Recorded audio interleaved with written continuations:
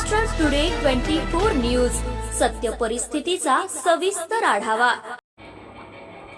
बीड शहरात रिक्षा आणि दुचाकीचा विचित्र अपघात, सीसीटीव्हीमध्ये कैद, 3 ते 4 जण जखमी।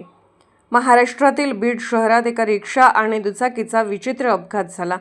शहरातील बालपीर परिसरात बीड अहिल्यानगर राष्ट्रीय महामार्गावर ही घटना घडली। मिळालेल्या माहितीनुसार एका भरधाव वेगाने येणाऱ्या रिक्षाचे पुढचे चाक अचानक सुटले, ज्यामुळे रिक्षा अनियंत्रित झाली। त्यानंतर रिक्षाने रस्त्यावरील इतर 2-3 दुचाकींना धडक दिली।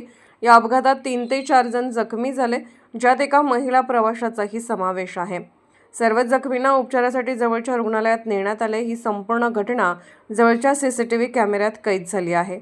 फुटेजमध्ये स्पष्टपणे दिसत आहे की रिक्षाचा पुढचा भाग हवेत उंचावला होता आणि तो दुचाकींना धडकत त्याच्या मागच्या दोन्ही चाकांवर पुढे जात होता। महाराष्ट्र टुडे मराठीसाठी ब्युरो रिपोर्ट, बीड।